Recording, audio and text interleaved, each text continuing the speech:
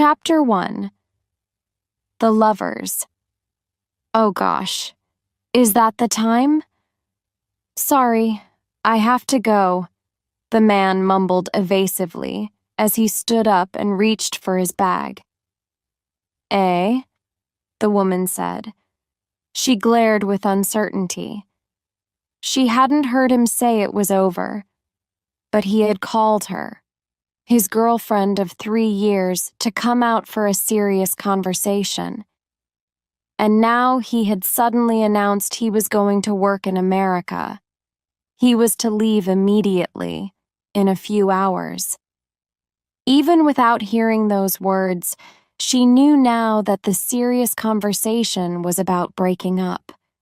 She knew now it was a mistake to have thought, to have hoped, that the serious conversation might have included, "Will you marry me?" for example. "What?" the man responded dryly. He didn't make eye contact with her. "Don't I deserve an explanation?" she asked. The woman spoke using an interrogative tone the man particularly disliked. They were in a windowless basement cafe. The lighting was provided by just 6 shaded lamps hanging from the ceiling and a single wall lamp near the entrance. A permanent sepia hue stained the cafe interior. Without a clock, there was no way to tell night and day. There were 3 large antique wall clocks in the cafe. The arms of each, however, showed different times. Was this intentional? Or were they just broken? Customers on their first visit never understood why they were like this. Their only option was to check their watches. The man did likewise. While looking at the time on his watch, he started rubbing his fingers above his right eyebrow, while his lower lip began to protrude slightly. The woman found that expression particularly exasperating. "And why are you looking like that, like I'm the one being a pain?" she blurted out. "I'm not thinking that," he replied sheepishly. "Yes, you are," she insisted. With bottom lip again protruding, he evaded her stare and offered no reply. The man's passive behavior was infuriating the woman more and more. She scowled. "You want it to be me who says it?" She reached for her coffee, from which all heat had now gone. With the sweetest part of the experience lost, it sent her mood plummeting further. The man looked at his watch again and counted back from the boarding time. He had to leave the cafe very soon. Unable to compose himself any better, his fingers had found their way back to his eyebrow. The sight of him so obviously hung up about the time annoyed her. She recklessly plunked the cup down on the table. It came down hard on the saucer. Clang. The loud noise startled him. His fingers, which had been busy caressing his right eyebrow, began to pull at his hair. But then, after taking a short, deep breath, he sat back down and looked her in the face. All of a sudden, his face was calm. In fact, the man's face had so clearly changed that the woman was quite taken aback. She looked down and stared at her hands clenched on her lap. The man who had worried about time didn't wait for the woman to look up. "Now, look," he started. No longer muttering, he sounded collected and together. But as if she was actively trying to stop short his next words, the woman said, "Why don't you just go?" She didn't look up. The woman who wanted an explanation now refused to hear it. The man sat motionless as if time itself had stopped. "It's time for you to go, isn't it?" she said, as petulantly as a child. He looked at her perplexed.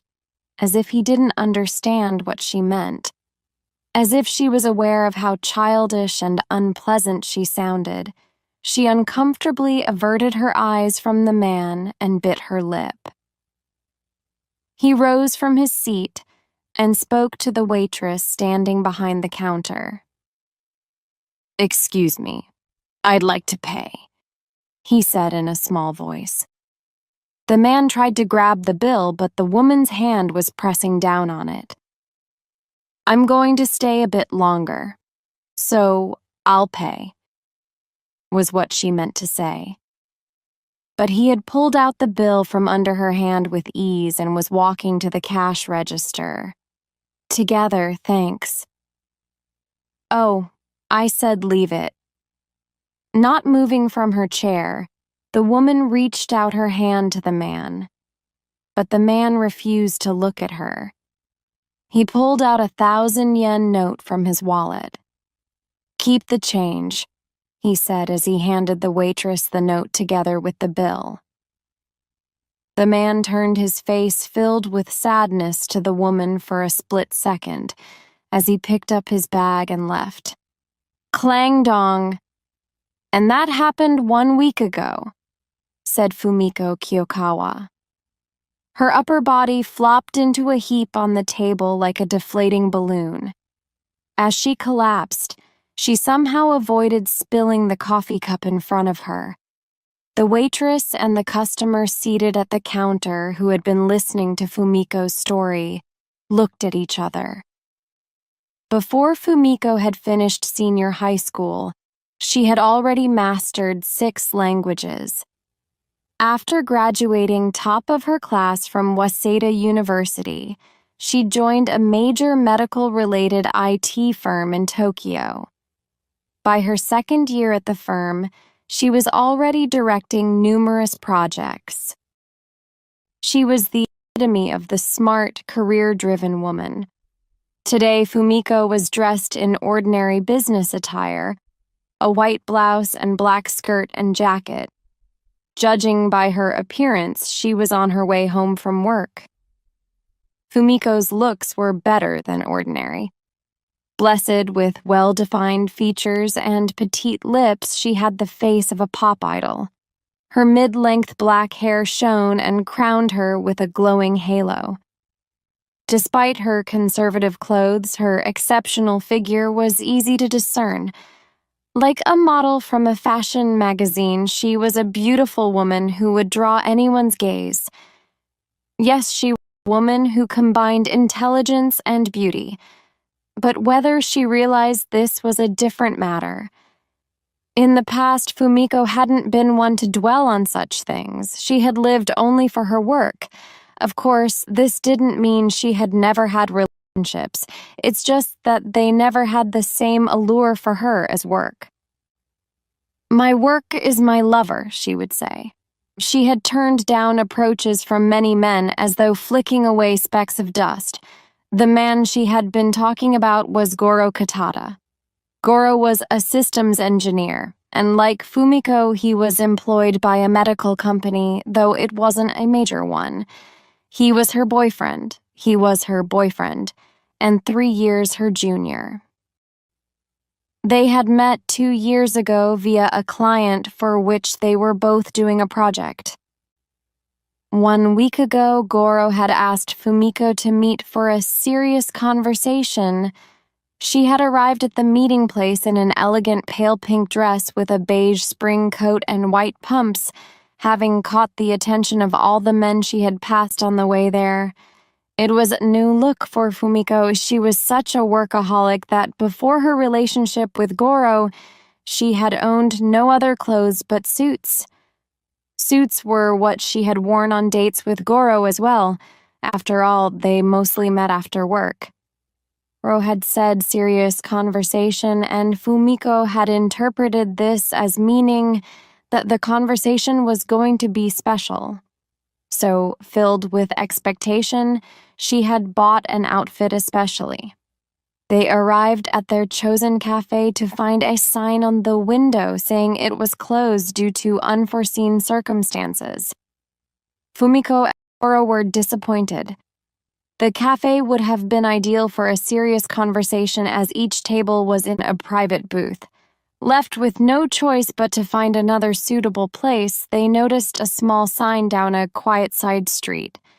As it was a basement cafe, they had no way of knowing what it was like inside, but Fumiko was attracted by its name, which came from the lyrics of a song she used to sing as a child, and they agreed to go in. Fumiko regretted her decision as soon as she peered inside. It was smaller than she had imagined. The cafe had counter and table seats, but with just 3 seats at a counter and 3 two-seater tables, it only took 9 customers to fill the place. Unless the serious conversation currently weighing on Fumiko's mind was to be held in whispers, the entire thing would be overheard. Another negative was the way that everything appeared as in sepia owing to the few shaded lamps. It was not to her taste at all. A place for shady deals. That was Fumiko's first impression of this cafe. She nervously made her way to the only empty table and sat down. There were 3 other customers, 1 waitress in the cafe. At the furthest table sat a woman in a white, short-sleeved dress, quietly reading a book. At the table closest to the entrance sat a dull-looking man. A travel magazine was spread open on the table, and he was jotting memos in a tiny notebook. The woman seated at the counter wore a bright red camisole and green leggings. A sleeveless kimono jacket hung on the back of her chair, and she still had curlers in her hair. She glanced fleetingly at Fumiko, grinning broadly as she did. At several points during Fumiko and Goro's conversation, the woman made a remark to the waitress and let off a raucous laugh. On hearing Fumiko's explanation, the woman in curlers said, "I see. Actually, she didn't see at all. She was just following up with the appropriate response. Her name was Yaeko Hirai. One of the cafe regulars, she had just turned 30 and ran a nearby snack or hostess bar. She always came in for a cup of coffee before work. Her curlers were in again, but today she was wearing a revealing yellow tube top, a bright red miniskirt, and vivid purple leggings. Hirai was sitting cross-legged on the counter chair while listening to Fumiko. It was 1 week ago, you remember, don't you?" Fumiko stood up and directed her attention across the counter to the waitress. Yeah," the waitress answered uneasily, not looking at Fumiko's face. The waitress's name was Kazu Tokita. Kazu was a cousin of the proprietor. She was waitressing there while attending Tokyo University of the Arts. She had quite a pretty face, a pale complexion, and narrow almond-shaped eyes, yet her features were not memorable. It was the type of face that if you glanced at it, closed your eyes, and then tried to remember what you saw, nothing would come to mind. In a word, she was inconspicuous. She had no presence. She didn't have many friends either. Not that she worried about it. Kazu was the sort of person who found interpersonal relationships rather tedious. So, what about him? Where is he now? Hirai asked, playing with the cup in her hand, not seeming very interested. America, Fumiko said, puffing out her cheeks. So, your boyfriend chose work then? Hirai had a gift for getting to the heart of the matter. No, that's not right, Fumiko protested. Eh? But that is right, isn't it? He went to America, didn't he? Hirai said. She was having a hard time understanding Fumiko. Didn't you understand when I explained? Fumiko said vehemently. What bit? I wanted to scream out, "Don't go," but I was too proud. Not many women would admit that. Hirai leant back with a snicker, slipped off balance, and nearly fell off the chair. Fumiko ignored Hirai's reaction. You understood, right? she said, looking for support from Kazu. Kazu feigned a moment's contemplation. Basically, you're saying you didn't want him to go to America, right? Kazu was also one to get straight to the point. Well, basically, I guess, no, I didn't. But you're a difficult one to understand, Hirai said jovially after seeing that Fumiko was struggling to reply. If Hirai had been in Fumiko's place, she would have just broken down in tears. "Don't go!" she would have screamed. Of course, they would have been crocodile tears. Tears are a woman's weapon.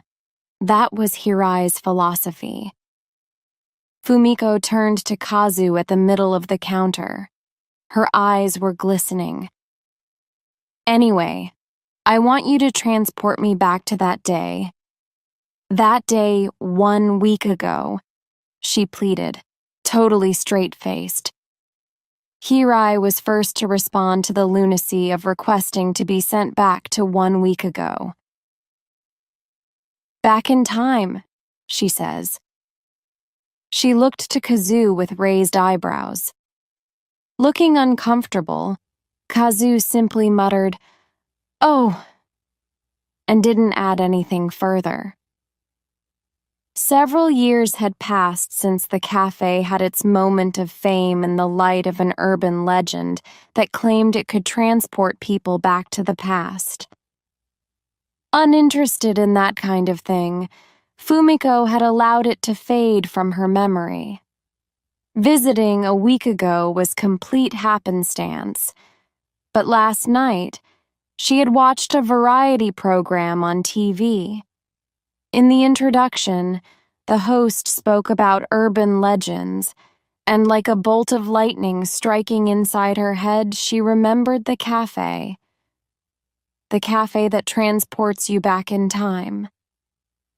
It was an incomplete memory, but she remembered that key phrase clearly. If I return to the past, I might be able to set things right. I might be able to have a conversation with Goro once more. She replayed this fanciful wish over and over in her mind. She became obsessed and lost any ability to make a level-headed judgment. The next morning she went to work, completely forgetting to eat breakfast. There, her mind was not on the job. She sat there, obsessed with the passing time. I just want to make sure. She wanted to find out either way as soon as possible, and not a second later. Her day at work was a long string of careless mistakes. So sporadic was her attention that a colleague asked if she was okay. By the end of the day, she had reached peak scatterbrain. It took her 30 minutes to get from her company to the cafe by train. She pretty much ran the last stretch from the station. Entering the cafe feeling quite breathless, she'd walked up to Kazu. "Please send me back to the past," she'd pleaded before Kazu could even finish saying, "Hello, welcome." Her animated gestures had continued in that vein until she had finished her explanation. But now, looking at the reaction of the two women, she felt ill at ease. Hirai just continued to stare at her with a large smirk on her face, while Kazu wore a deadpan expression and avoided all eye contact. If it was true about going back in time, I guess the place would be thronging with people, Fumiko thought to herself. But the only people in this cafe were the woman in the white dress, the man with his travel magazine, and Hirai and Kazu, the same faces that were here a week ago. "It's possible to go back, right?" she asked uneasily. It may have been prudent to begin with this question, but it was pointless to realize this now. "Well, is it or not?" she asked, staring directly at Kazu on the other side of the counter. Ah," Kazu replied. Fumiko's eyes once again lit up. She was not hearing a no. An air of excitement started to surround her.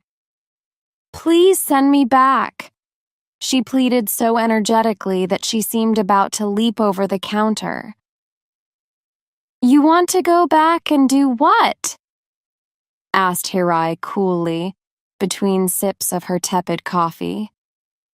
"Edeged make amends." Her face was serious. "I see," said Hirai with a shrug. "Please!" She spoke louder. The word reverberated throughout the cafe. It was only recently that the idea of marrying Goro had occurred to her. She was turning 28 this year, and she had been interrogated on many occasions by her persistent parents who lived in Hakodate, still not thinking of marriage. "Haven't you met any nice men?" and so forth. Her parents' nagging had grown more intense since her 25-year-old sister got married the year before. Now it had reached the point where she was receiving weekly emails. Aside from her younger sister, Fumiko also had a 23-year-old brother. He had married a girl from their hometown following a surprise pregnancy, leaving only Fumiko single. Fumiko felt no rush, but after her little sister got married, her mindset had changed just a little. She had started to think getting married might be okay if it was to Goro. Hirai plucked a cigarette from her leopard print pouch. "Perhaps you'd best explain it to her properly, don't you think?" she said in a businesslike manner while lighting it. "It seems like I should," Kazu replied in her toneless voice as she walked around the counter and stood before Fumiko. She looked at her with a soft kindness in her eyes as if she were consoling a crying child. "Look, I want you to listen, and listen carefully. Okay?" "What?" Fumiko's body tensed up. "You can go back. It's true. You can go back. But when you go back, no matter how hard you try, the present won't change." The present won't change. This was something Fumiko was totally unprepared for, something she couldn't take in. "Eh?" she said loudly without thinking. Kazu calmly continued explaining. "Even if you go back to the past and tell your, boyfriend who went to America how you feel. Even if I tell him how I feel, the present won't change." "What?" Not wanting to hear, Fumiko desperately covered her ears. But Kazu casually went on to say the words that she least wanted to hear. "It won't change the fact that he's gone to America." A trembling sensation swept through her entire body. Yet with what seemed like a ruthless disregard for her feelings, Kazu continued with her explanation. "Even if you return to the past, reveal your feelings, and ask him not to go, it won't change the present." Fumiko reacted impulsively to Kazu's cold, hard words. "That sort of defeats the purpose, don't you think?" she said defiantly. "Easy now. Let's not shoot the messenger," Hirai said. She took a drag of her cigarette and seemed unsurprised by Fumiko's reaction. "Why?" Fumiko asked Kazu, her eyes begging for answers. "Why?"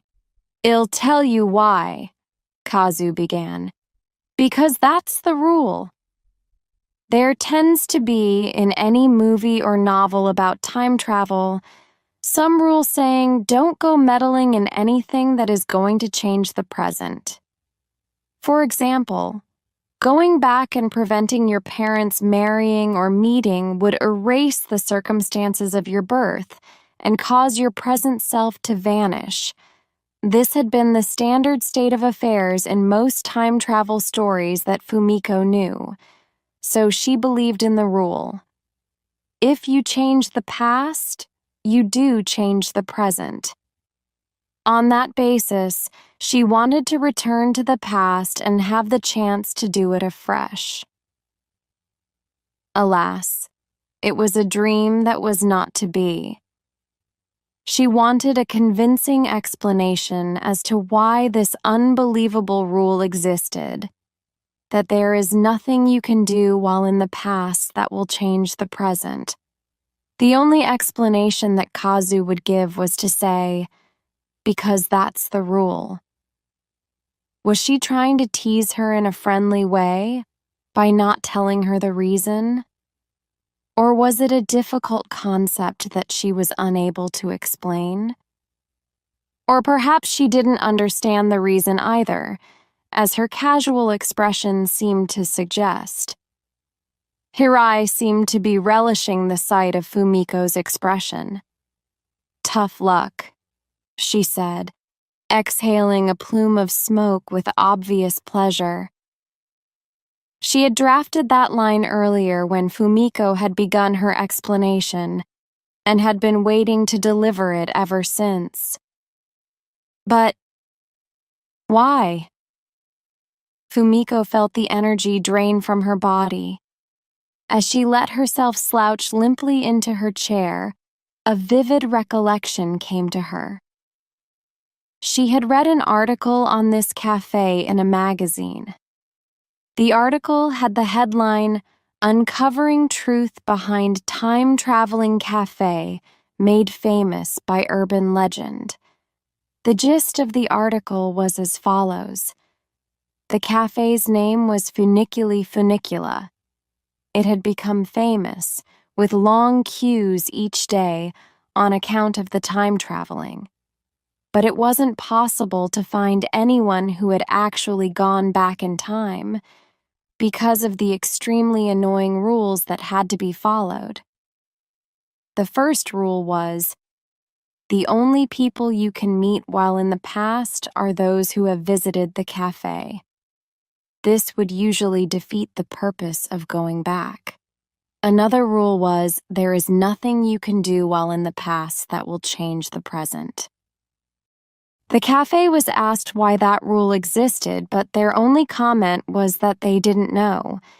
As the author of the article was unable to find anyone who had actually visited the past, whether or not it was actually possible to go back in time remained a mystery.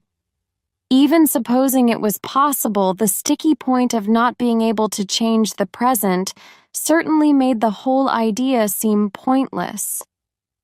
The article concluded by stating that it certainly made an interesting urban legend, but it was difficult to see why the legend existed.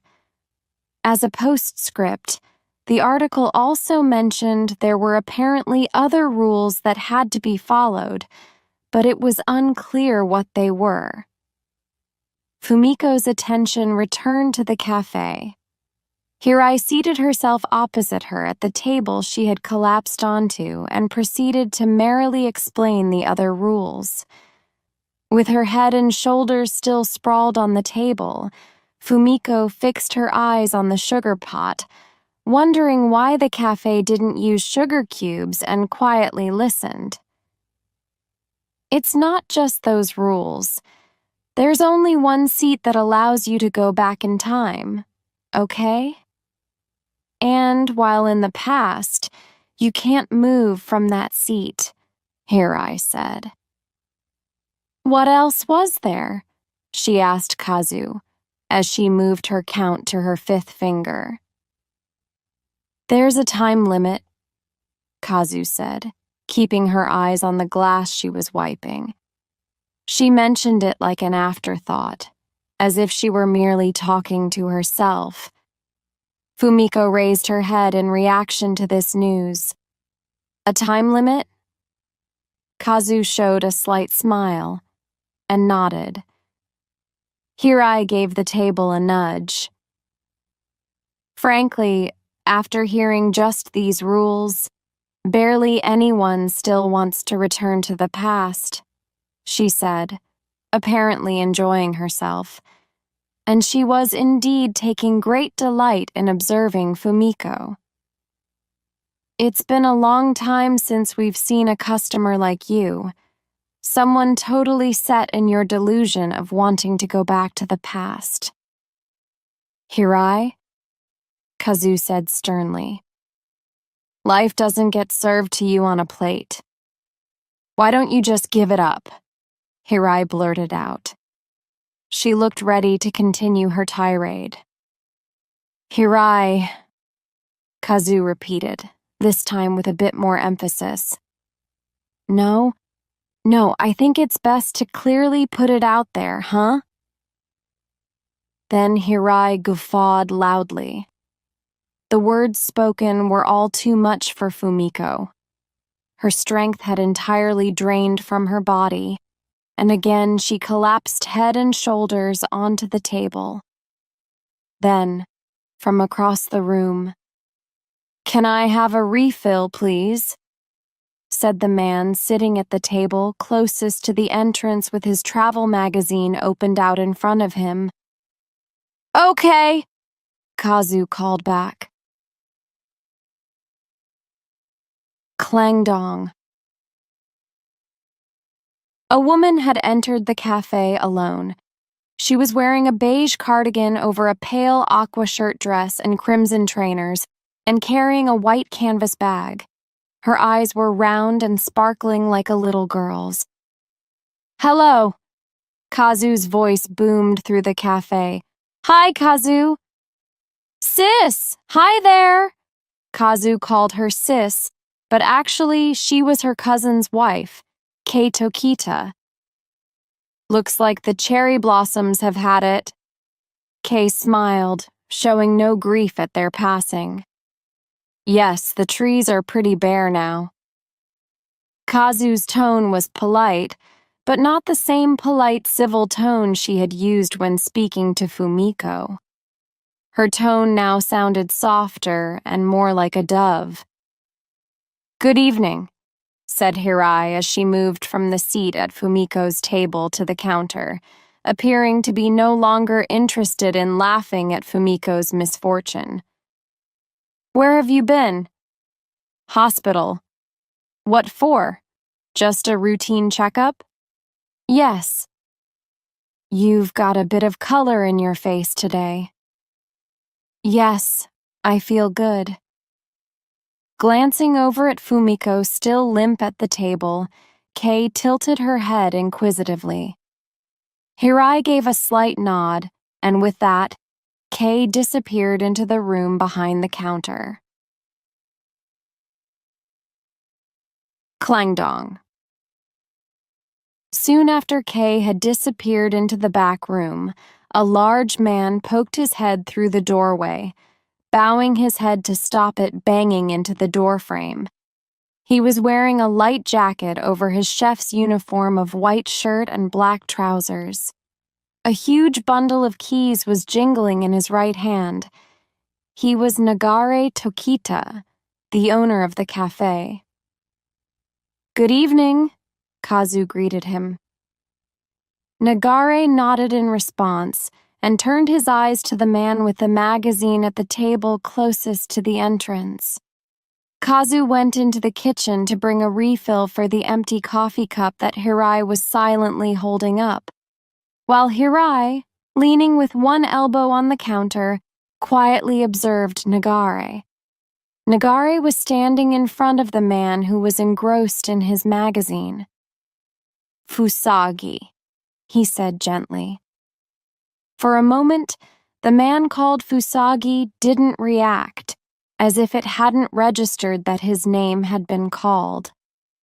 Then he looked up slowly at Nagare. Nagare nodded politely and said, "Hello."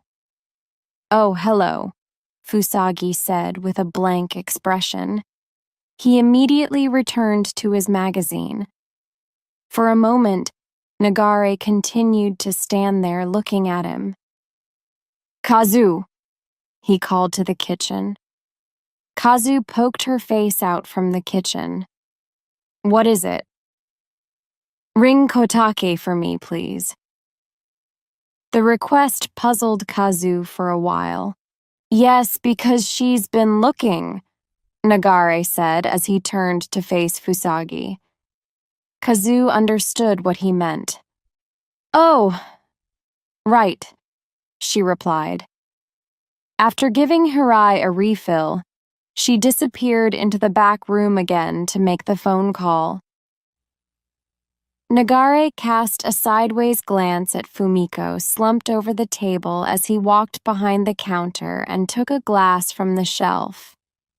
He pulled out a carton of orange juice from the fridge under the counter, poured it nonchalantly into the glass, and gulped it down. Nagare took the glass into the kitchen to wash it. A moment later, there was the sound of fingernails tapping on the counter. He poked his head out of the kitchen to see what was happening. Hirai made a small beckoning gesture. With dripping hands, he approached quietly. She leaned a little over the counter. "How was it?" she whispered to him as he searched for some kitchen paper. He mumbled, ambiguously. Maybe it was somehow an answer to the question, or maybe it was just a frustrated grunt while looking for the elusive kitchen paper. Hirai lowered her voice further. "How were the test results?" Not replying to this question, Nagare briefly scratched the top of his nose. "They were bad?" Hirai asked more somberly. Nagare's expression did not falter. After looking at the results, they decided she doesn't need to be hospitalized, he explained in a low mumble, almost as if he was talking to himself. Hirai gave a quiet sigh. "I see," she said, and glanced towards the back room where Kay was. Kay was born with a weak heart. Throughout her life, she had been in and out of hospital. Nevertheless, having been blessed all her life with a friendly and carefree disposition, she could always manage a smile, no matter how bad her condition got. Hirai was all too familiar with that aspect of her. That was why she checked with Nagare. Nagare had finally located the kitchen paper and was wiping his hands. "And how are things with you, Hirai? Are they okay?" Hirai wasn't sure what Nagare was asking about. Her eyes widened. "What do you mean?" "Your sister has been coming to see you a fair bit, hasn't she?" "Ah, I guess she has," Hirai answered while she looked around the cafe. "Your parents run a traveler's inn, right?" "Yeah, that's right." Nagare didn't know about things in much detail, but he had heard that as a result of Hirai having left the family home, her sister had taken over running the inn. "It must be tough for your sister, alone like that." "Nah, she's coping all right. My sister's got the right head for handling that kind of work." "But still, it's been too long. I can't go home now," Hirai snapped. She pulled out a large purse from her leopard skin pouch. It was so big, it looked more like a dictionary than a purse. Her purse jingled as she began foraging among the coins. "Why not? Even if I went home, I wouldn't be any help," she said, tilting her head with a silly smile. But anyway, thanks for the coffee. I have to go, she said, cutting Nagare short. She put the coffee money on the counter, then got up and walked out of the door, as if she was running away from the conversation. Clang dong. While picking up the coins that Hirai had left, Nagare glanced at Fumiko slumped on the table. But it was just a glance. He didn't seem very interested in who this woman was, face down on the table. He collected up the coins in his large hands and playfully jangled them. Hey, bro. Kazu's face appeared as she called out. Kazu called Nagare bro despite him being her cousin, not her brother. What? Sis is calling you. Nagare looked around the cafe. Okay, coming, he said. He casually placed the coins in Kazu's hand. Kotake said she'll come straight away, Kazu said. Nagare received the news with a nod. Look after the cafe, could you? He disappeared into the back room. Okay, she said. The only people in the cafe, though, were the woman reading a novel, Fumiko, who was slumped over the table, and Fusagi, who was taking notes from the magazine spread open on the table. After depositing the coins in the cash register, Kazu cleared away the coffee cup left by Hirai. One of the cafe's 3 old wall clocks sounded 5 deep, resonating gongs. Coffee, please. Fusagi called over to Kazu behind the counter, holding up his coffee cup as he spoke. He had yet to receive the refill he had already asked for. Oh, right, exclaimed Kazu, realizing, and hurried back to the kitchen. She came out again holding a transparent glass carafe filled with coffee.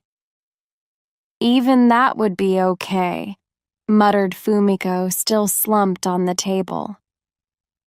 While Kazu was pouring a refill for Fusagi, Fumiko's presence in the corner of her vision attracted her attention.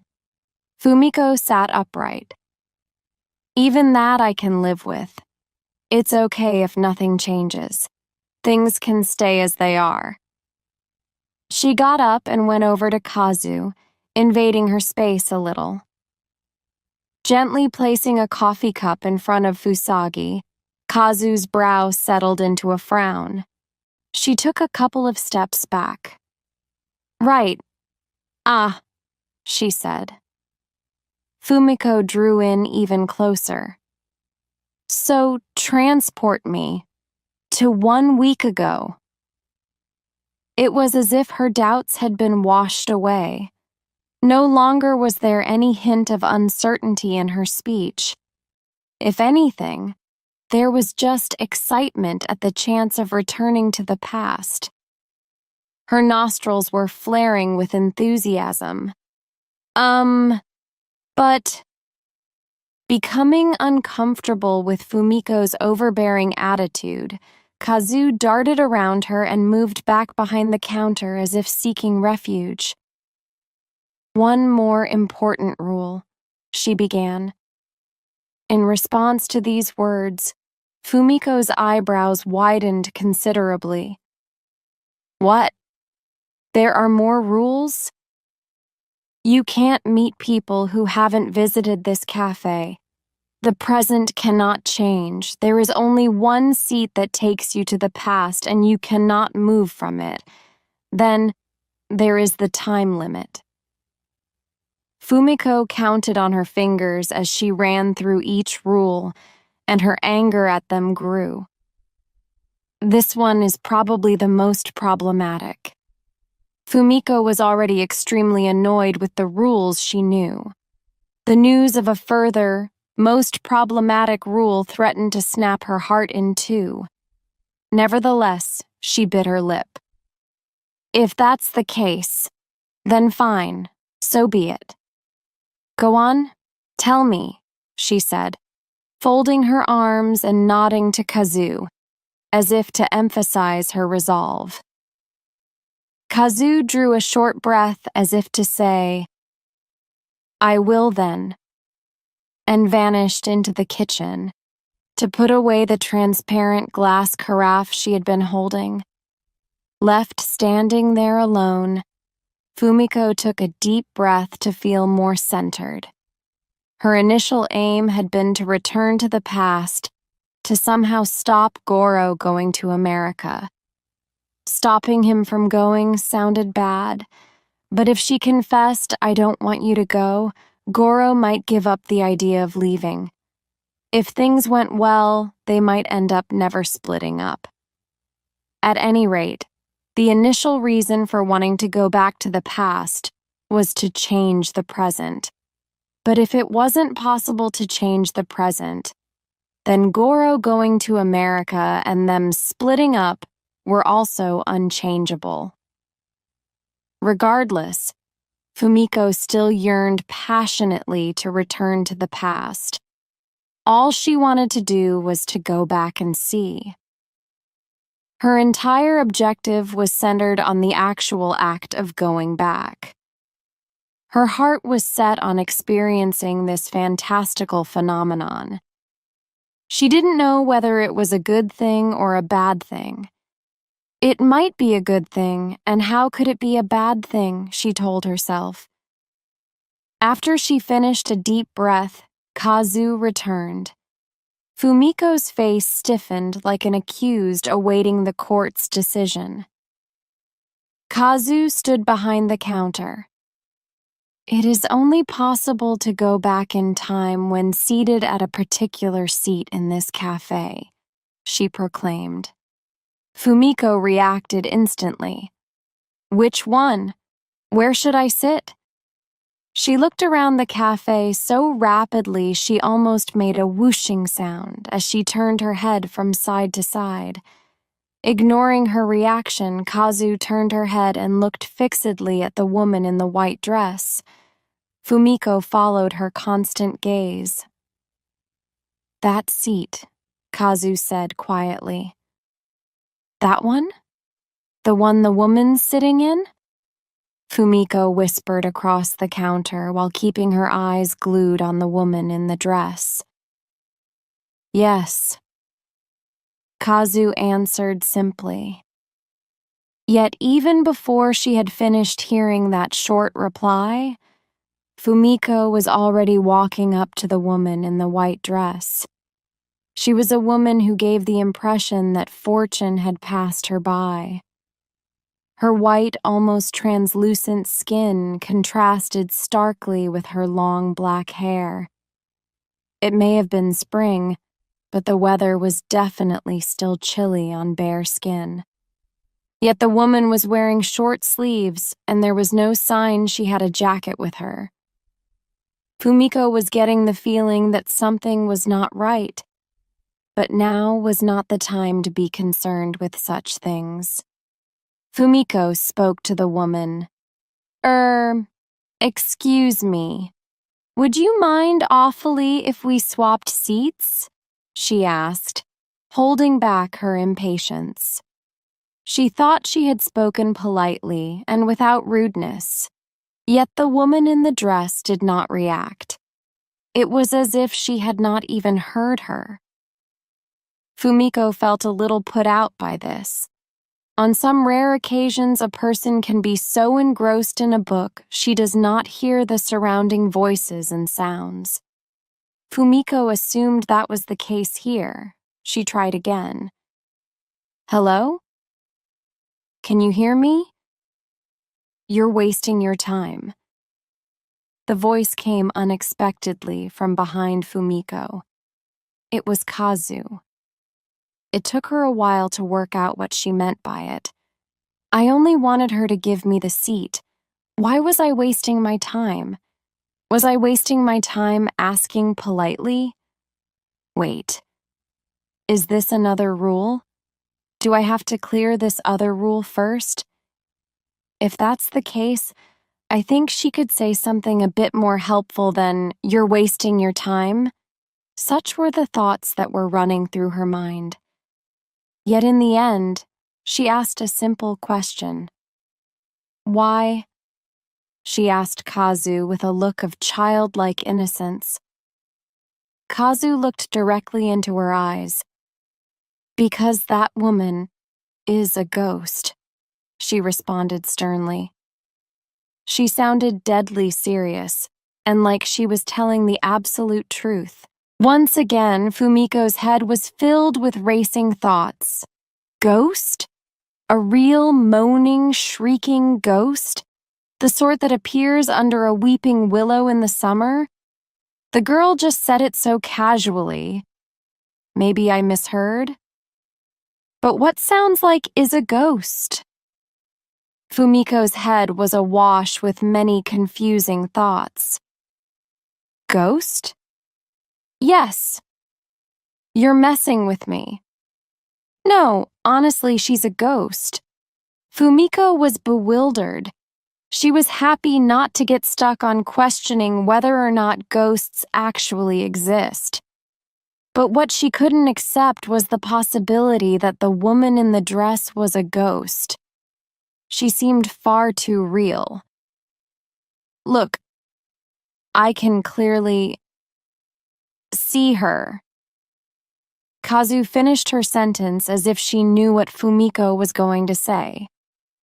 Fumiko was confused.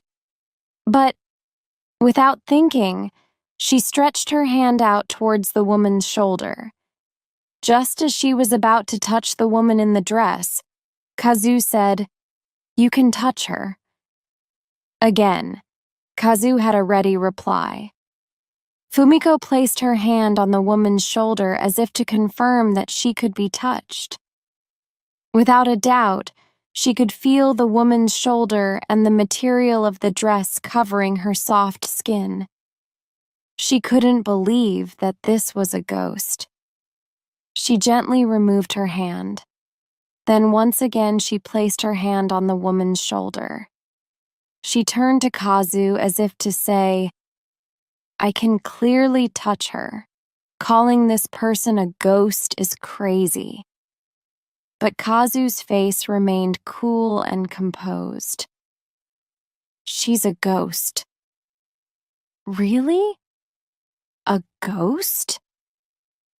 Fumiko poked her head towards the woman and looked her squarely in the face, quite rudely. "Yes," Kazu replied with utmost certainty. "No way, I just can't believe it." If Fumiko could see her but was unable to touch her, then she could have accepted it. But this was not the case. She could touch the woman, who had legs. The title of the book the woman was reading was one she had never heard of. It was a normal book, nevertheless, one that you could buy almost anywhere. This led Fumiko to come up with a theory. You can't really go back to the past.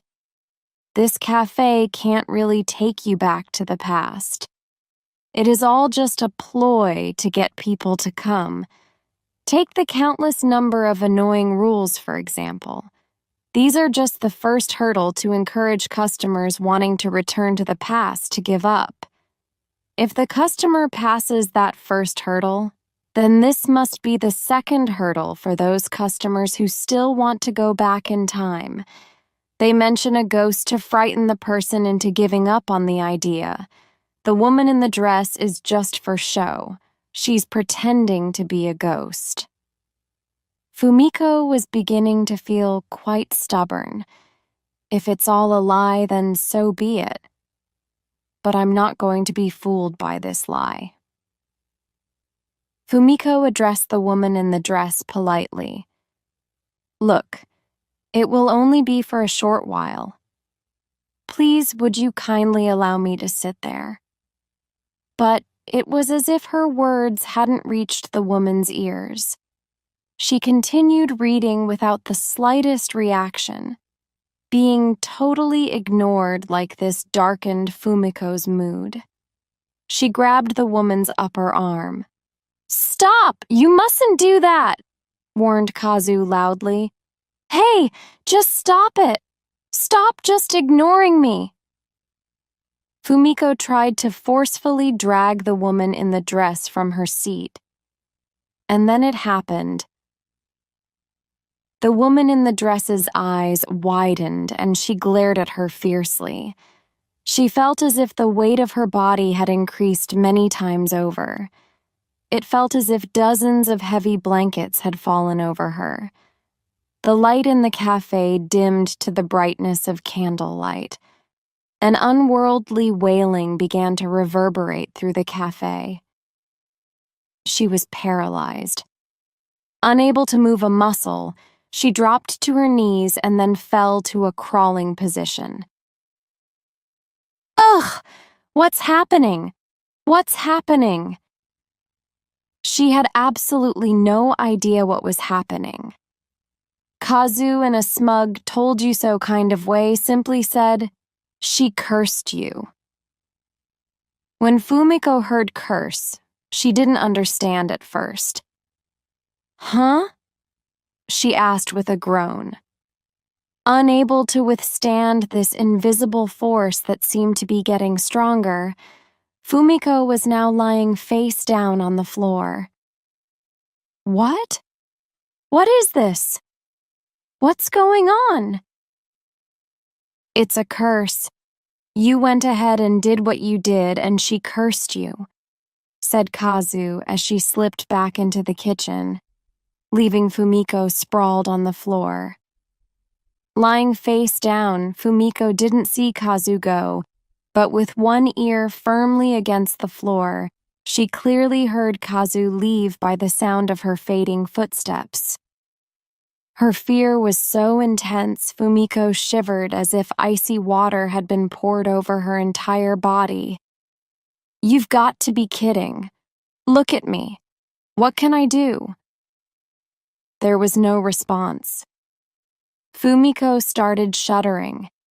The woman in the dress was still glaring at Fumiko with a terrifying expression. She seemed a completely different person to the woman who had been calmly reading her book just moments earlier. "Help me! Please help me!" Fumiko yelled out to the kitchen. Kazu calmly returned. Fumiko could not see this, but Kazu was holding a glass carafe of coffee in her hand. Fumiko heard her footsteps coming towards her, but she had no idea what was happening. First the rules, then the ghost, and now the curse. It was all utterly bewildering. Kazu hadn't even given her any indication whether she meant to help her or not. Fumiko was on the verge of yelling, "Help!" at the top of her lungs. But right at that moment, "Would you care for some more coffee?" Fumiko heard Kazu asking nonchalantly. Fumiko was incensed. Ignoring her in her moment of need, Kazu was not only not helping, she was offering the woman in the dress some more coffee. Fumiko was dumbfounded. I was clearly told that she was a ghost, and it was wrong of me not to believe it. It was also wrong of me to grab onto the woman's arm and try to forcefully remove her from her chair. But even though I've been yelling, "Help me," the girl has just been ignoring me, and now she is breezily asking that woman if she wants more coffee. Why would a ghost be wanting another coffee? "You've got to be kidding!" was all that Fumiko was able to vocalize, however. But without hesitation, "Yes, please," an eerily ethereal voice replied. It was the woman in the dress who had spoken. Suddenly, Fumiko's body felt lighter. Ah! The curse had been lifted. Fumiko, unencumbered and panting, stood upright on her knees and glared at Kazu. Kazu returned her gaze as if to ask, "You have something to say?" and shrugged with indifference. The woman in the dress took a sip from her freshly poured coffee and then returned quietly to her book. Acting as if nothing out of the ordinary had happened, Kazu disappeared back to the kitchen to return the carafe. Fumiko once more reached her hand out to touch the shoulder of that terrifying woman in the dress. Her fingers could feel her. The woman is here. She exists. Unable to understand such weird events, Fumiko was completely confused. She had experienced the whole thing. She couldn't dispute that. Her body had been pushed down by an invisible force. Though she could not make sense of things in her head, her heart had already fathomed the situation well enough to be pumping gallons of blood through her body. She stood up and walked towards the counter, feeling quite dizzy. By the time she had made her way there, Kazu had returned from the kitchen.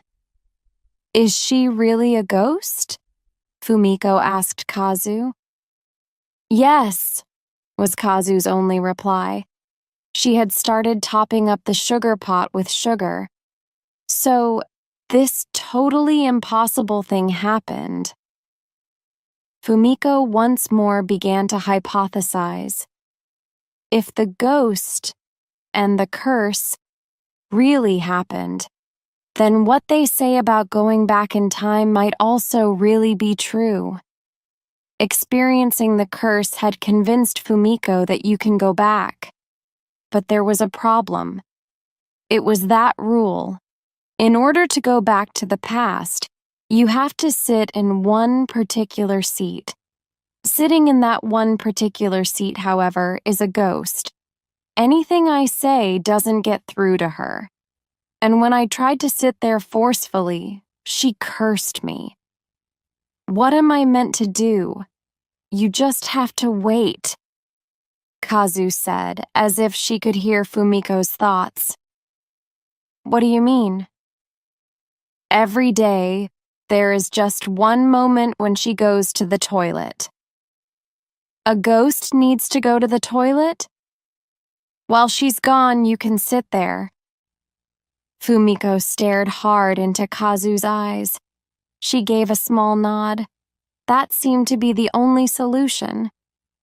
As to Fumiko's question of whether ghosts go to the toilet, Kazu was unsure of whether it was genuine curiosity or meant for comedic effect, and decided to ignore it with a deadpan expression.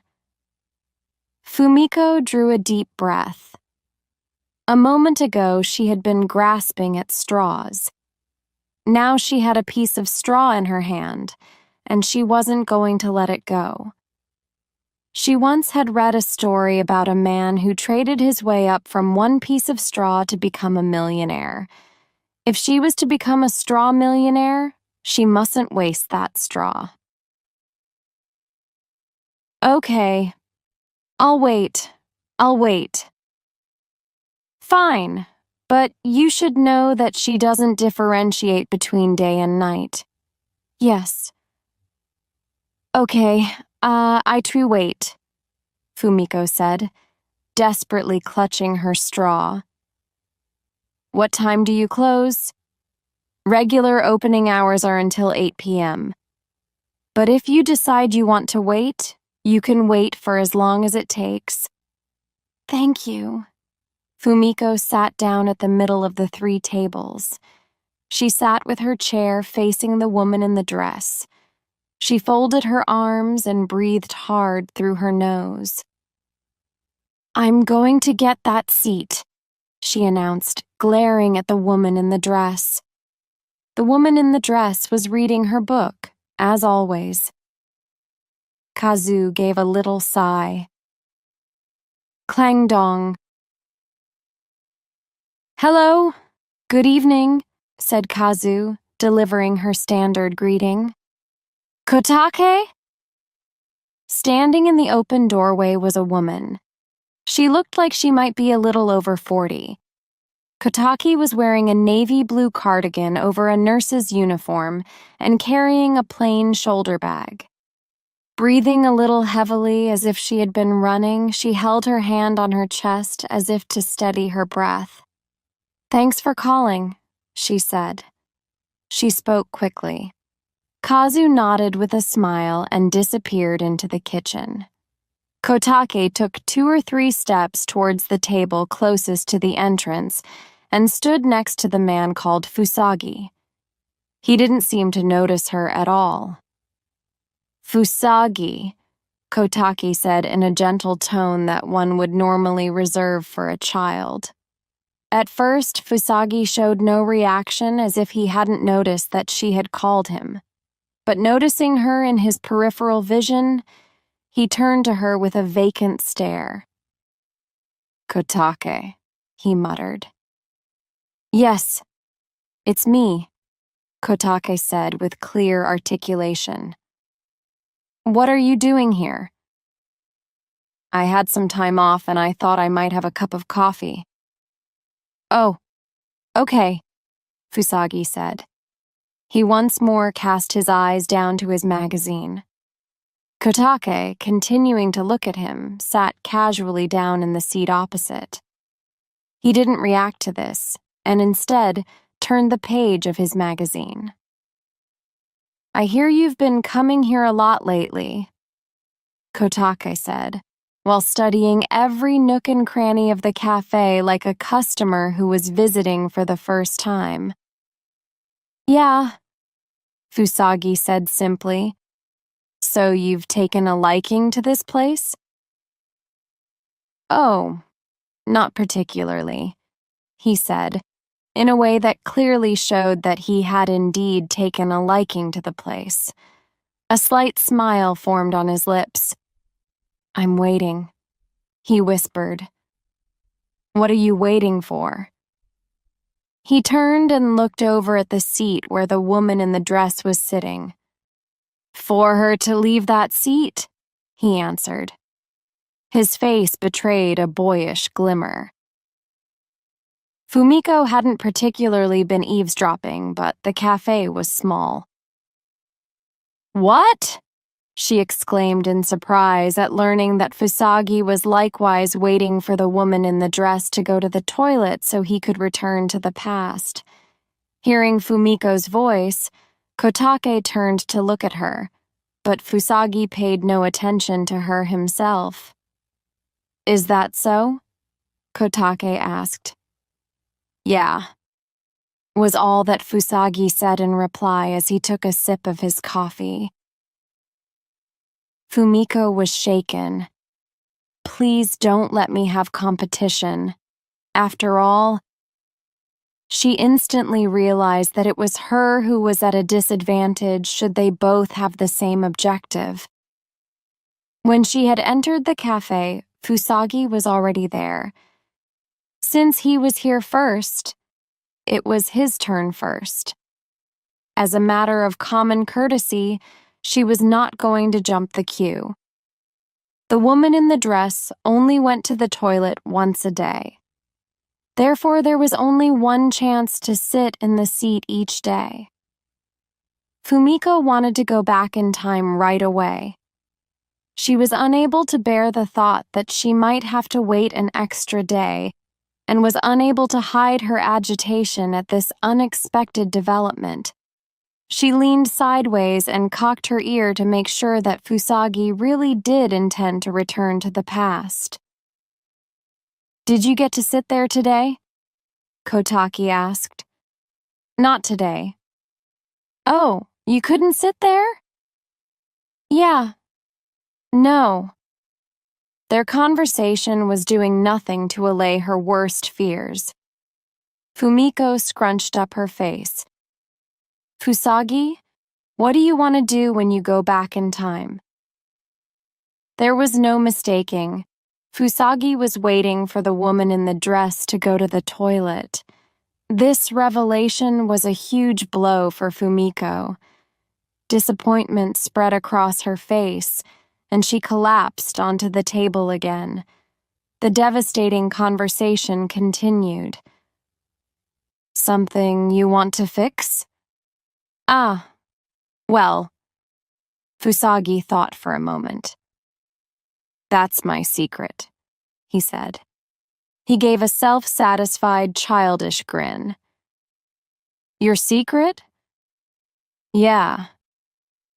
Even though Fusagi had said it was a secret, Kotaki smiled as if something was pleasing.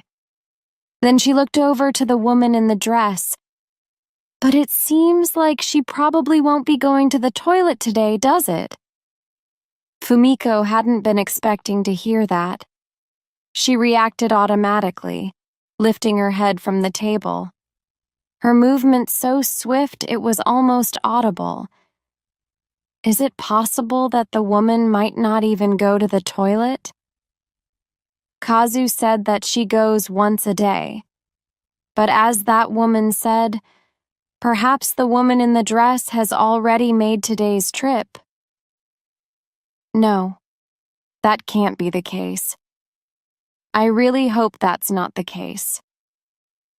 Praying that was not the case, Fumiko waited in trepidation for what Fusagi would say next.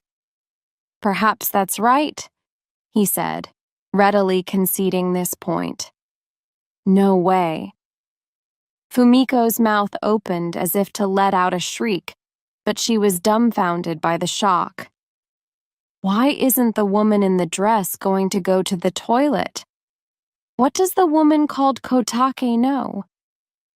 She was desperate for answers, yet she sensed that she shouldn't interrupt the conversation.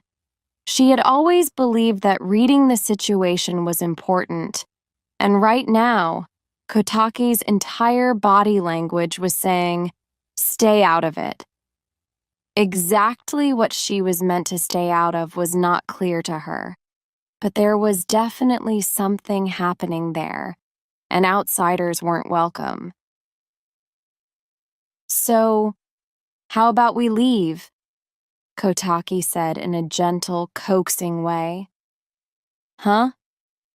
Her big chance was back. Setting aside the question of whether the woman in the dress had already gone to the toilet, if Fusagi left, at least she could be rid of her rival. When Kotake had suggested that the woman in the dress probably wouldn't be moving today, Fusagi had simply agreed. Perhaps that's right. He said perhaps. It is equally plausible that he could have meant, at any rate, I'm waiting to see. If it was her, Fumiko would definitely wait. She concentrated all of her mental reserves while she waited for his reply, trying not to appear too eager.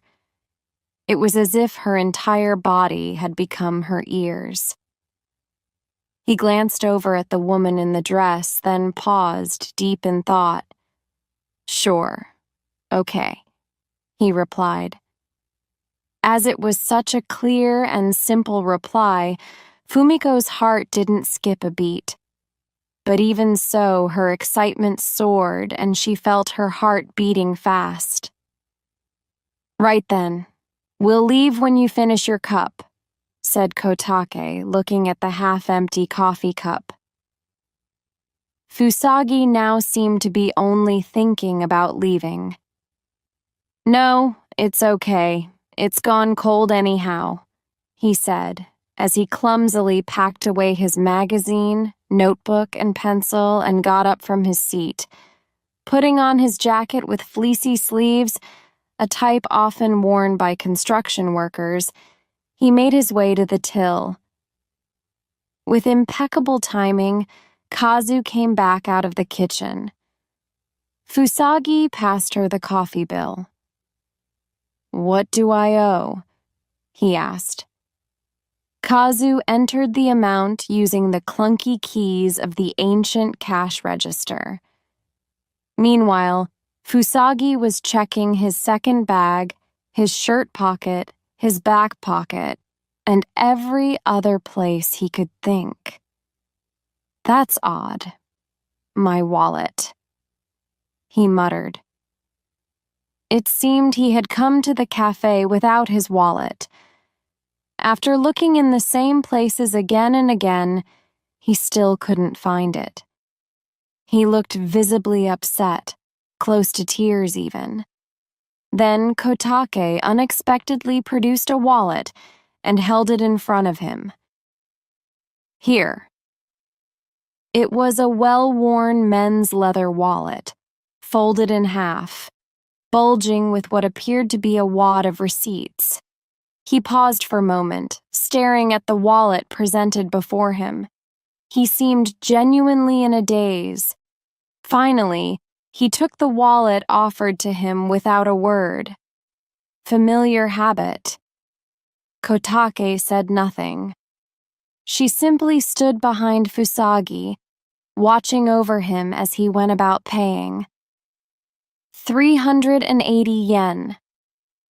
Fusagi pulled out one coin and handed it to Kazu. Okay, receiving 500 yen, Kazu took the money, entered it into the cash register. Cha-ching. She pulled the change from the drawer. That's 120 yen change. Kazu carefully placed the change and receipt in Fusagi's hand.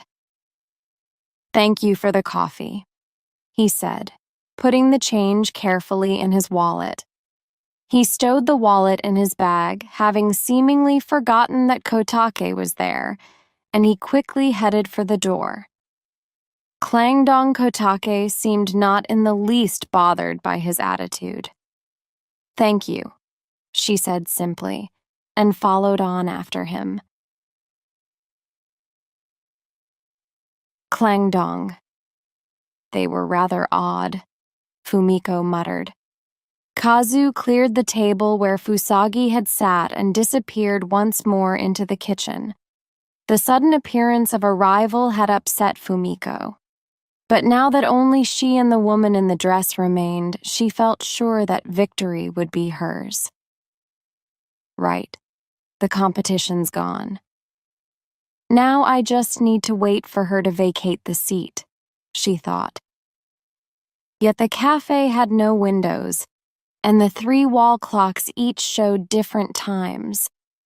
Without customers coming and going, her sense of time was becoming frozen. Starting to doze off a little, she reeled off the rules for returning to the past. The first rule: the only people one may meet while back in the past are those who have visited the cafe. Fumiko's parting conversation with Goro just happened to have taken place in this cafe. The second rule: no matter how hard one tries while back in the past, one cannot change the present. In other words, even if Fumiko returned to that day 1 week earlier and pleaded for Goro not to go, the fact that he had left for America would not change. She didn't understand why it should be so, and she could feel herself getting upset again thinking about it. But, resigned, she accepted it, given it was the rule. The third rule: in order to return to the past, you have to sit in that seat, and that seat alone. This was the seat occupied by the woman in the dress. If you try to sit there by force, you get cursed. The fourth rule: while back in the past, you must stay in the seat and never move from it. In other words, for some reason or other, you couldn't go to the toilet while back in the past. The fifth rule: there is a time limit. Now that she thought about it, Fumiko still hadn't been told the details of this one. She had no idea how long or short this time was. Fumiko thought about these rules over and over. Her thoughts went back and forth. She went from thinking that going back in time was going to be rather pointless to thinking that she may as well take charge of that conversation and say everything she wanted to. After all, it couldn't hurt, could it, if it was not going to change the present? Fumiko went over each rule again and again until finally, slumped on the table, she drifted off to sleep. The first time Fumiko learned of Goro's dream future was when she dragged him out on their third date. Goro was a gaming geek. He loved those MMORPG, massively multiplayer online role-playing games, which he played on a PC. His uncle was one of the developers of an MMORPG called Arm of Magic, a game that was popular around the world. Ever since he was a boy, Goro had looked up to his uncle. It was Goro's dream to join the game company his uncle ran, Type G. To qualify for the selection exam for TPG, it was mandatory to have two things. 1, at least 5 years' experience working as a systems engineer in the medical industry, and 2, a new unreleased game program that you had personally developed. Human lives depend on the reliability of systems in the medical industry, and bugs are not tolerated. In the online gaming industry, on the other hand, people put up with bugs as it's possible to apply updates even after the release. TIPG was different. It only recruited candidates with experience in the medical industry to ensure that only the best programmers were hired. When Goro was telling Fumiko about this, she thought it was a wonderful dream.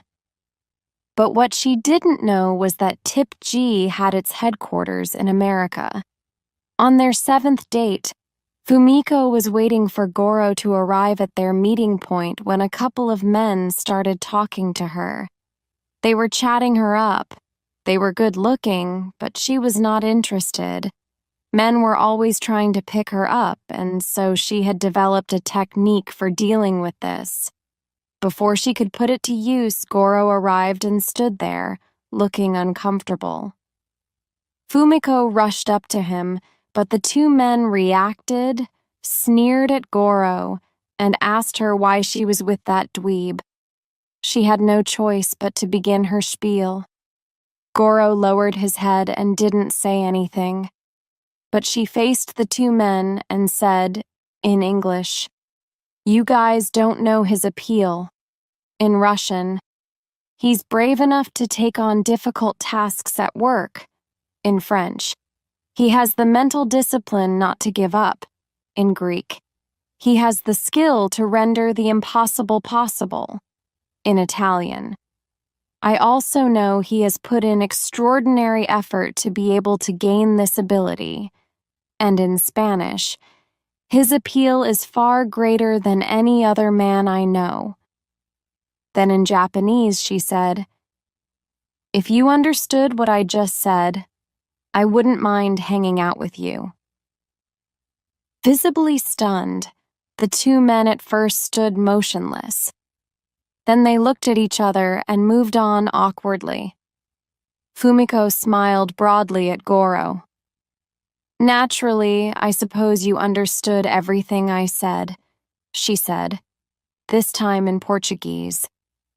Showing his embarrassment, Goro gave a small nod. On the 10th date, Goro confessed that he had never been in a relationship with a woman before. "Oh, so I'm the first woman who you've gone out with," Fumiko said happily. It was the first time she had confirmed that they were actually an item, and Goro's eyes widened at the news. You could say that night marked the start of their relationship. Fumiko had been asleep for a while now. Suddenly, the woman in the dress slammed shut the book she was reading and sighed. After pulling out a white handkerchief from her handbag, she slowly stood up and began walking towards the toilet. Still asleep, Fumiko hadn't noticed that she had left. Kazu appeared from the back room. She was still wearing her uniform, a white shirt, black bow tie, waistcoat, black trousers, and an apron. While she was clearing the table, she called out to Fumiko. "Madam, madam." "What? Yes?" Fumiko sat bolt upright in surprise. She blinked her eyes and looked around the cafe until finally she spotted the change. The woman in the dress was gone. "Oh, the seat is free now. Do you wish to sit there?" "Of course I do," Fumiko said. She got up in a hurry and walked over to the seat that promised to transport her to the past. It looked like a normal chair, nothing out of the ordinary about it. As she stood there, staring at it with intense desire, her heartbeat quickened. Finally, after getting over all the rules and the curse, she had her ticket to the past. "Okay, now take me back in time by 1 week." Fumiko took a deep breath. She calmed her racing heart and carefully squeezed into the gap between the chair and the table. She had it in her mind that she would travel back to a week ago as soon as her bottom landed on the seat, so her nervousness and excitement were reaching peak levels. She sat down so forcefully she almost bounced back up again. "Okay, go back 1 week," she exclaimed. Her heart swelled in anticipation. She looked around the cafe. As there were no windows, there was no way of telling night from day. The 3 old wall clocks with their hands pointing in different directions didn't tell her the time. But something must have changed. She looked desperately around the cafe, searching for a sign that she had gone back. But she couldn't spot a single difference. If she had returned to a week earlier, Goro would be there. But he wasn't anywhere to be seen.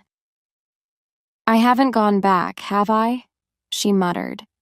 "Don't tell me I've been a fool believing this nonsense about returning to the past." Just as she was showing signs of falling apart, Kazu appeared next to her carrying a silver tray, upon which was a silver kettle and a white coffee cup. "I haven't gone back yet," Fumiko blurted out. Kazu's expression was deadpan as always. "There is one more rule," she said coolly. Damn, there was another one. It would take more than simply sitting in the chair. Fumiko was beginning to get fed up. "There are still more rules?" she said, yet at the same time she felt relieved. It meant that going back to the past was still on the cards. Kazu continued her explanation without showing the slightest interest in how Fumiko was feeling.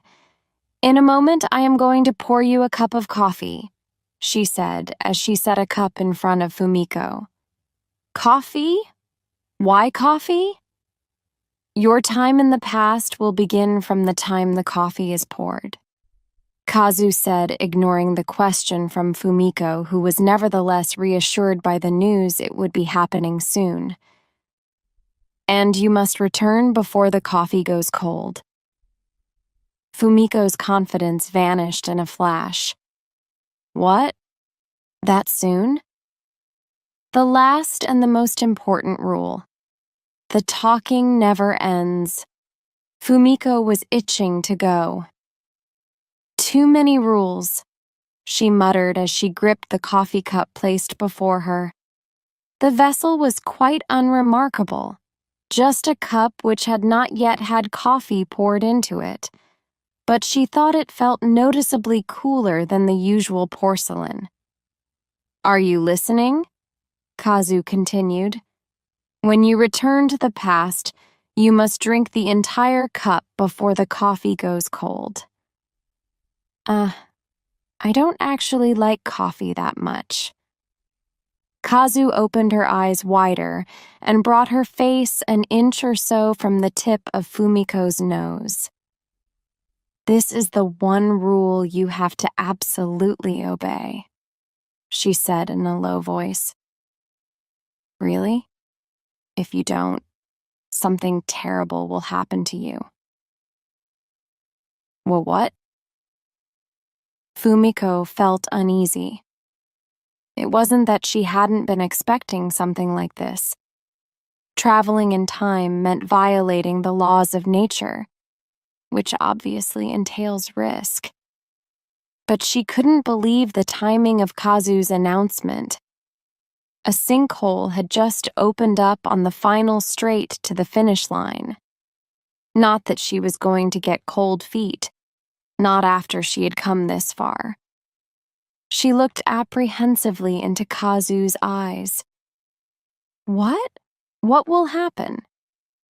If you don't drink all the coffee before it gets cold? If I don't drink the coffee? It will be your turn to be the ghost sitting in this seat. A bolt of lightning went off inside Fumiko's head. Seriously? The woman who was sitting there just now broke that rule? Yes. She had gone to meet her dead husband. She must have lost track of the time. When she finally noticed, the coffee had gone cold. And she became a ghost? Yes. This is riskier than I imagined, Fumiko thought. There were lots of annoying rules. To have met a ghost and to have been cursed was extraordinary. But now the stakes were even higher. Okay, I can return to the past. Yet, I only have until just before my coffee goes cold. I have no idea how long it takes for a hot coffee to go cold. It's not going to be that long, though. At least it will be long enough to drink my coffee, even if it tastes awful. So, I don't have to worry about that. But say I don't drink it, and I turn into a ghost. That's pretty worrying. Now let's assume I am not going to change the present by going back to the past, no matter how much I try. There's no risk there.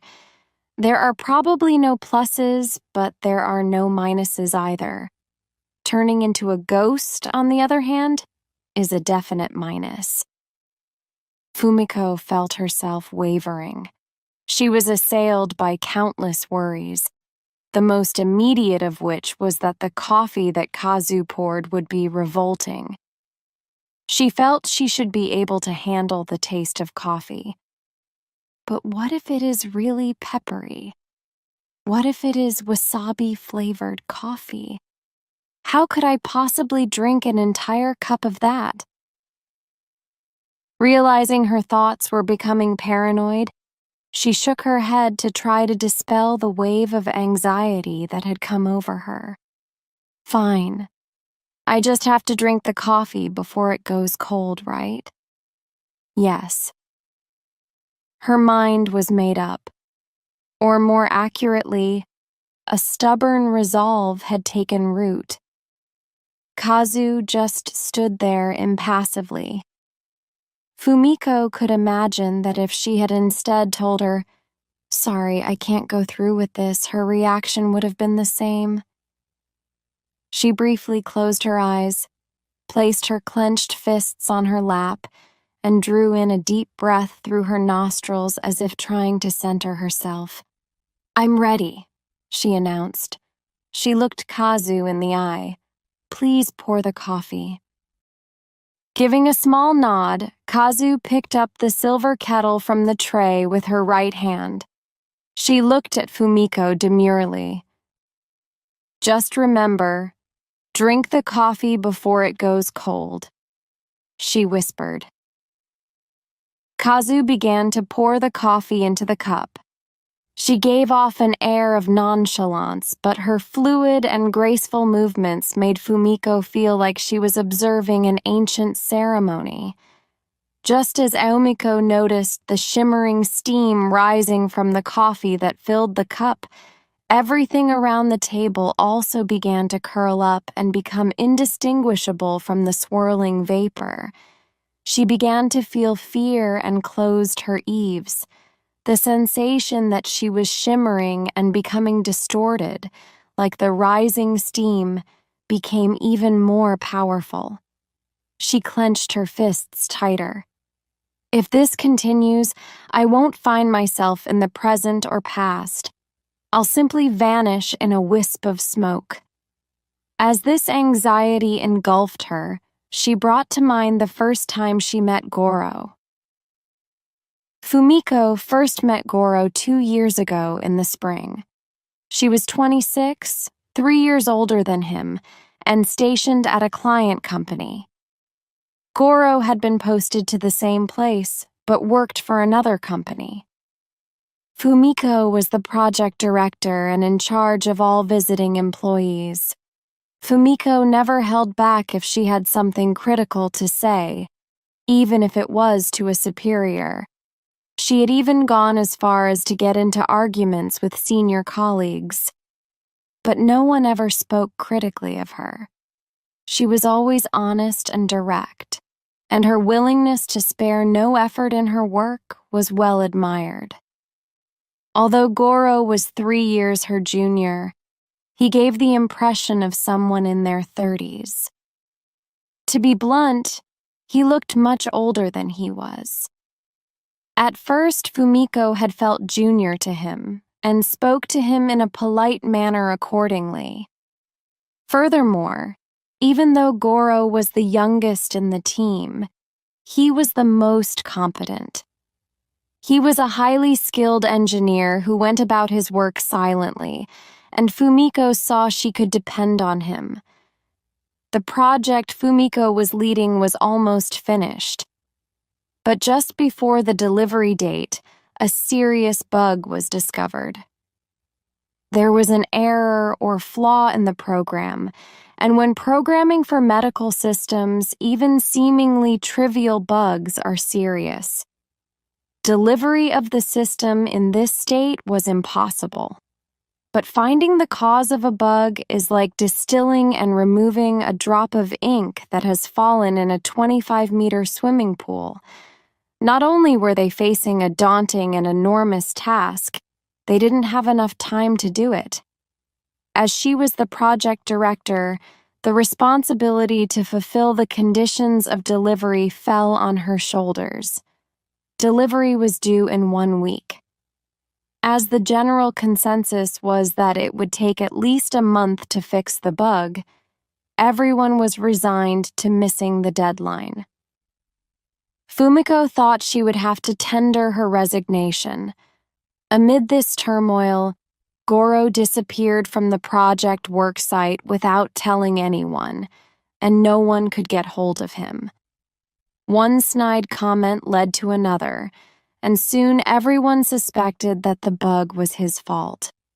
People speculated that he must be feeling so ashamed that he couldn't show his face.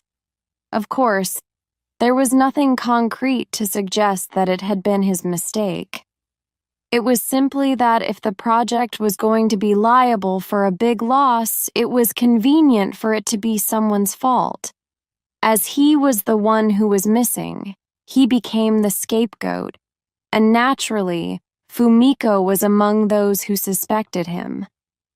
But on the 4th day of no contact, he suddenly appeared with the news that he had found the bug. He hadn't shaved and he didn't smell very nice, but no one even considered giving him a hard time for that. Judging by his exhausted face, he probably hadn't even slept. While every other member of the team, including Fumiko, had decided it was too difficult and simply given up, Goro had succeeded in solving the problem. It was nothing less than a miracle. By taking leave without permission and not contacting anyone about it, he had violated basic rules that applied to any company employee. Yet he had demonstrated a commitment to his work that was greater than anyone else's, and he had succeeded as a programmer where no one else could. After Fumiko expressed her heartfelt gratitude and apologized for thinking even for an instant that it was his mistake, Goro simply smiled as she bowed her head. "All right then. Perhaps you could buy me a coffee?" he said. That was the moment Fumiko fell in love. After successfully delivering the system, their new postings were at different companies, and she hardly saw him. But she believed in getting things done. Whenever she could spare the time, she would take him to different places, each time on the pretext of buying him a coffee. Goro's approach to work was obsessive. When he started working towards a goal, he wouldn't see anything else. Fumiko first learned that TIPG had its headquarters in America when she visited his home. He talked so enthusiastically about working for TIPG, and it made her worry. When his dream comes true, which will he choose? His dream or me? I mustn't think like that, there's no comparison. But gosh. Then, little by little, it became clearer to her how big a loss it would be. She could no longer bring herself to try to ascertain how he felt about her. Time passed, and that spring, he finally got an offer to work at TIPG. His dream had come true. Fumiko's anxiety was justified. Goro had chosen to go to America. He had chosen his dream. She had learned this a week ago at this cafe. Now she opened her eyes feeling disorientated, as if waking from a dream. The sensation that she was a spirit, shimmering and swirling like steam, now left her, and she began to regain awareness of her limbs. In a panic, she felt her body and face to make sure it was herself who had appeared. When she came to her senses, a man was there before her, watching her strange behavior, puzzled. It was Goro, unless she was mistaken. Goro, who was meant to be in America, was there before her eyes. She really had returned to the past. She understood the puzzlement on his face. There was no doubt that she had returned to a week ago. The inside of the cafe was just how she remembered it. The man called Fusagi had a magazine spread out on the table closest to the door. Hirai was sitting at the counter, and Kazu was there. And opposite her was Goro, at the same table where they had been. But just one thing was wrong: the seat in which Fumiko sat. A week ago, she had been sitting facing Goro. Now, however, she was in the seat of the woman in the dress. She was still facing Goro, but they were now one table apart. He's so far away. His puzzled look was completely justified, but unnatural or not, she couldn't leave her seat. That was one of the rules. But what if he asks why I am sitting here? What should I say? Fumiko gulped at the thought. Oh gosh, is that the time? Sorry, I have to go. Goro may have looked perplexed, but despite their now unnatural seating positions, he had said the exact words she had heard a week ago. This must be an unspoken rule when traveling back to the past. That's okay. That's okay. You don't have any more time, do you? I don't have much time either. What? Sorry. They weren't on the same page, and the conversation wasn't going anywhere. Although she knew the moment she had returned to, Fumiko was still confused. It was, after all, the first time she had returned to the past. To give herself time to settle, she took a sip of the coffee while looking up from under her brows to observe Goro's expression. Oh no, the coffee is already lukewarm. It will be cold in no time. Fumiko was dismayed. At this temperature, she could already have gulped it down. This was an unexpected setback. She scowled at Kazu. She hated the way Kazu permanently wore such a deadpan expression. But that was not all. Ugh, so bitter. The taste was even bitterer than she had anticipated. It was the bitterest coffee she had ever drunk. Goro looked confused at hearing Fumiko's strange utterance. Rubbing above his right eyebrow, Goro looked at his watch. He was worried about the time. Fumiko understood that. She was in a hurry too. I have something important to say, she said hurriedly. Fumiko shoveled sugar into her cup from the sugar pot placed in front of her. Then, after adding a fair amount of milk, she clinked and clanged her cup with her spoon with her vigorous stirring. What? Goro frowned. Fumiko wasn't sure if the frown was because she was adding too much sugar or because he didn't want to talk about anything important just then. What I mean is, I want to talk about this properly. Goro looked at his watch. Hang on a sec.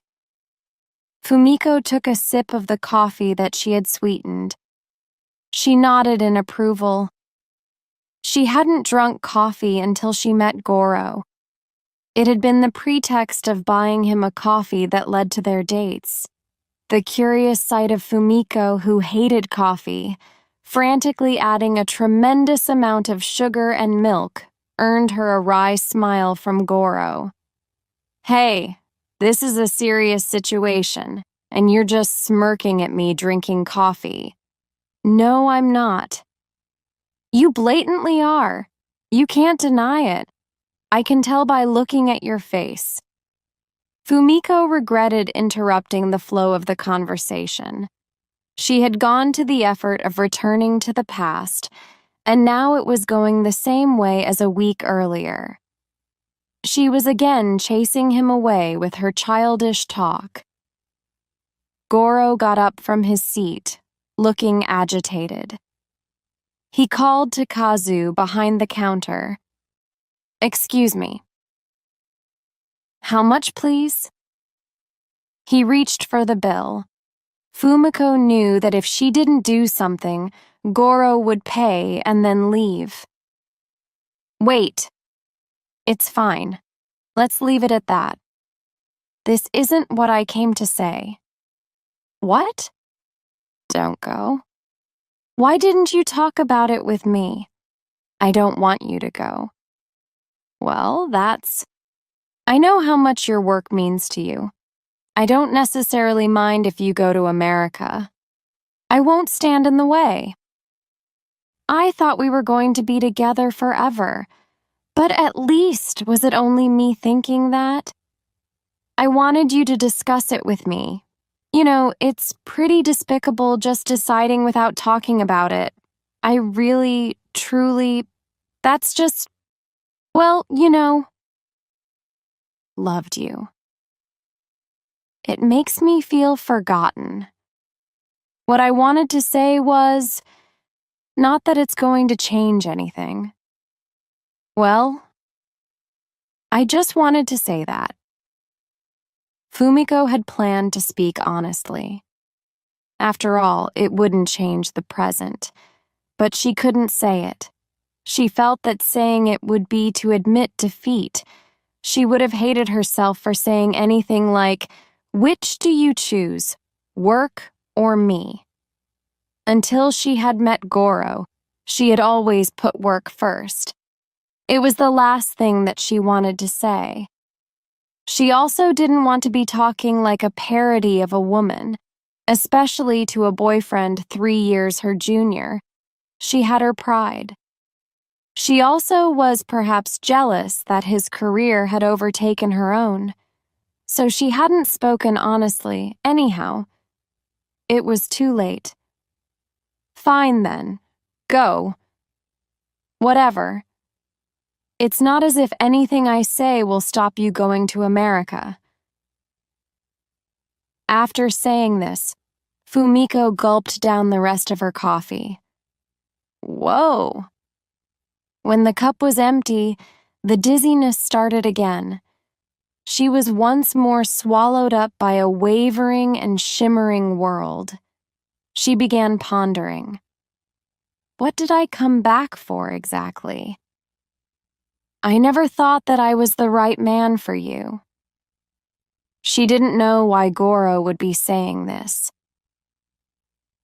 When you invited me for coffee, he continued, I always said to myself that I mustn't fall for you. What? Because I have this. He ran his fingers through his fringe, which had been combed down to cover the right side of his forehead. He revealed the large burn scar that spread from his right eyebrow to his right ear.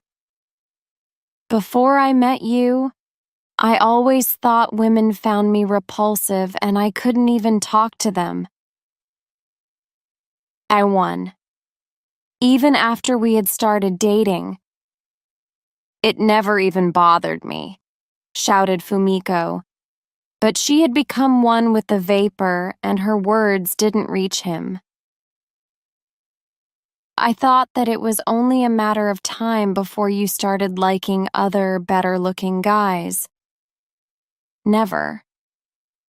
How can you think that? I always thought that. Never. It was a shock for Fumiko to hear him confess this for the first time. But now that he mentioned it, it seemed to make sense. The more she loved him and the more she thought about marriage, the more she could sense some kind of invisible barrier. When she asked if he loved her, he would nod, but he never said the words, I love you. When they walked down the street together, Goro would look down sometimes, almost apologetically, and stroke his right eyebrow. Goro had also noticed that men walking down the street were always gawking at her. Surely he hadn't been hung up on that. Yet, as she thought that, Fumiko regretted her own thoughts. While she saw it as his little hang-up, for him it was a painful, long-standing complex. I had no idea he felt that way. Fumiko's awareness was fading. Her body was engulfed in a wavering, dizzy sensation. Goro had picked up the bill and was making his way to the cash register with his bag in his hand. Nothing about the present is going to change. It's right that it is not going to change. He made the right choice. Achieving his dream is worth much more to him than I am. I guess I have to give up on Goro. I'll let him go and wish him success with all my heart. Fumiko was slowly closing her bloodshot eyes when, 3 years, Goro said with his back to her. Please wait 3 years. Then I'll return. I promise. It was a faint voice, but the cafe was small. Although now only vapor, Fumiko could clearly hear Goro's voice. When I return, Goro touched his right eyebrow out of habit, and, with his back to Fumiko, said something else that was too muffled to hear. Huh? What? At that moment, Fumiko's awareness of that place became shimmering steam. Just as she was slipping away, Fumiko saw Goro's face as he glanced back before leaving the cafe. She saw his face for only a split second, but he was smiling wonderfully, just like the time when he had said, "Perhaps you could buy me a coffee?" When she came to, Fumiko was sitting in the seat, alone in the cafe. She felt as if she had just had a dream, but the coffee cup in front of her was empty. Her mouth still had a sweet taste in it. Just then, the woman in the dress returned from the toilet. When she caught Fumiko sitting in her chair, she swooped silently up to her. "Move," she said in an eerily powerful low voice. Fumiko started. I'm sorry," she said, standing up from the chair. The dreamlike sensation had still not dissipated. Had she really returned to the past? Going back in time didn't change the present, so it was only normal that nothing felt different. The aroma of coffee drifted from the kitchen. Fumiko turned to look. Kazu had appeared carrying a fresh cup of coffee placed on the tray. Kazu walked past her as if nothing had happened. When she got to the woman in the dress's table, she cleared Fumiko's used cup and placed the fresh cup of coffee in front of the woman in the dress. The woman gave a small nod of acknowledgement and began to read her book. Returning to the counter, Kazu asked casually, "How was it?" On hearing these words, Fumiko finally felt sure that she had traveled in time. She had returned to that day, 1 week ago. But if she had... So I'm just thinking. Yes? It doesn't change the present, right? That's right. But what about the things that happen later? I'm not sure what you're saying. From now on, Fumiko chose her words. From now on, what about the future? Kazu looked straight at Fumiko. Well, as the future hasn't happened yet, I guess that's up to you, she said, revealing a smile for the first time. Fumiko's eyes lit up. Kazu stood in front of the cash register. Coffee service plus late-night surcharge, that's 420 yen, please, she said quietly. Fumiko gave a big nod and went towards the cash register. She felt light-footed. After paying 420 yen, Fumiko looked Kazu in the eye. "Thank you," she said and bowed her head low. Then, after looking around the entire cafe, she once again bowed, not to anyone in particular, more to the cafe itself. Then she walked out of the cafe without a care. Clang Dong Kazu started entering the money into the cash register with her deadpan expression, as if nothing out of the ordinary had happened. The woman in the dress gave a slight smile as she quietly closed the book, a novel titled The Lovers.